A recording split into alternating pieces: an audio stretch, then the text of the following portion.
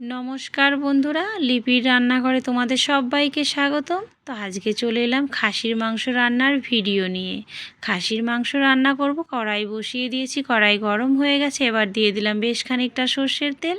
তারপর এর মধ্যে ডুমো ডুমো করে কেটে রাখা আলু দিয়ে ভালো করে লবণ হলুদ দিয়ে উল্টে পাল্টে লাল লাল করে ভেজে তুলে নেব।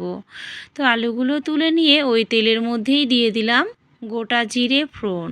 তো জিরেগুলো একটু খুন্তির সাহায্যে নাড়িয়ে চাড়িয়ে দিয়ে দিব কেটে রেখেছিলাম বেশ খানিকটা পেঁয়াজ কুচি। তো পেঁয়াজগুলো দিয়ে ভালো করে একটু নেড়ে চেড়ে তারপর এর মধ্যে দিয়ে দেবো একটি তেজপাতা দিয়ে এইভাবে কিন্তু পেঁয়াজগুলো অনবরত একভাবে নাড়তে হবে যতক্ষণ পর্যন্ত না পেঁয়াজগুলোর কাঁচা গন্ধ বেরিয়ে পেঁয়াজের কালারটা চেঞ্জ না হচ্ছে। তো পেঁয়াজগুলো দেখো আমি এভাবে কিন্তু একভাবে অনবরতভাবে নেড়ে নেড়ে তারপর যখন কালার চেঞ্জ হয়ে গেছে তখন আমি এর মধ্যে দিয়ে দিলাম ব্লেন্ডারে যে মশলাটা করে নিয়েছিলাম মাংসের মশলা।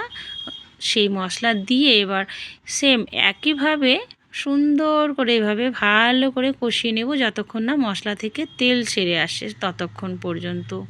তো দেখো প্রায় কিন্তু মশলা কষানো হয়ে গেছে। এবার আমি বাজার থেকে যে খাসির মাংস এনে পরিষ্কার করে ধুয়ে তারপর অল্প মশলা দিয়ে মেখে রেখেছিলাম, তো সেই মাংসগুলো দিয়ে ভালো করে একটু মশলার সঙ্গে খুন্তির সাহায্যে মিশিয়ে নেব। কারণ খুন্তির সাহায্যে ভালো করে মিশিয়ে তারপর আমি দিয়ে দিব ঢাকা।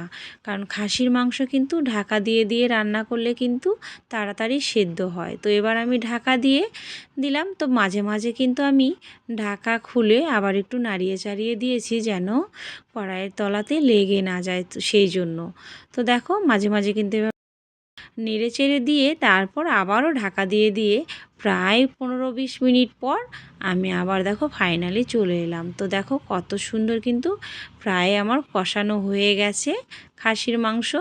তো খাসির মাংস তো রান্না করতে বেশ খানিকটা সময় লাগে, কারণ খাসির মাংস কিন্তু অল্প সময়ে রান্না ভালো লাগে না খেতে, আর মাংসটা কিন্তু তাড়াতাড়ি সেদ্ধও হয় না। তাই খাসির মাংস রান্না করতে গেলে কিন্তু অনেকটা সময় আমাদের হাতে নিয়ে তারপর রান্না করতে হয়। তো দেখো কত সুন্দর কষানো হয়ে গেছে। এবার আমি যে আগে থেকে দুটো আলু ভালো করে ভেজে তুলে নিয়েছিলাম সেই আলুগুলো দিয়ে এবার আমি আবারও একটু কষিয়ে নেব যতক্ষণ পর্যন্ত না মাংস থেকে একদম পুরোপুরি তেল ছেড়ে দিয়েছে ততক্ষণ পর্যন্ত কষিয়ে নেব। তো দেখো মাংস থেকে কিন্তু পুরোপুরি তেল একদম ছেড়ে দিয়েছে। তো এবার আমি যে কুসুম গরম জল করেছি সেই কুসুম গরম জল এই মাংসের মধ্যে দিয়ে দিব। তো দেখো জল দিয়ে এবার রেখে একটু ভালো করে মিশিয়ে দেব ঝোলের সঙ্গে যেন মশলাগুলো খুব সুন্দর মিশে যায়। তারপর রেখে দিব ফুটতে। তো আমি আবারও কিন্তু একটু ঢাকা দিয়ে দেব এখন, কারণ ঢাকা দিয়ে দিয়ে রান্না করলে মাংসটা খুব সুন্দর, খাসির মাংসটা বিশেষ করে খুব সুন্দরভাবে সেদ্ধ হয়। তো এদিকে দেখো তারপর কিন্তু এই যে ঢাকা খুলে আমি আবার চলে এলাম। তো আর মাংস কিন্তু একদম পুরোপুরি সেদ্ধ হয়ে গেছে, আর আলুও কিন্তু খুব ভালো মতো সেদ্ধ হয়ে গেছে, আর গ্রেভিটা কিন্তু খুব সুন্দর হয়েছে। তো এবার আমি দিয়ে দিলাম সামান্য গরম মশলা দেওয়ার পর এবার আবারও একটু খুন্তির সাহায্যে ভালো করে মিশিয়ে দেব।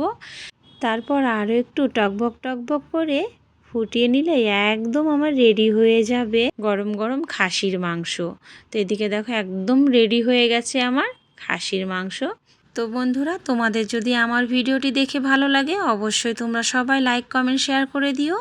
আর আমার চ্যানেলে যদি তুমি নতুন হয়ে থাকো তাহলে এরকম মজার মজার ভিডিও পেতে অবশ্যই আমার চ্যানেলটিকে সাবস্ক্রাইব করে বেল আইকনে প্রেস করে দিও। ঠিক আছে বন্ধুরা, টাটা বাই বাই।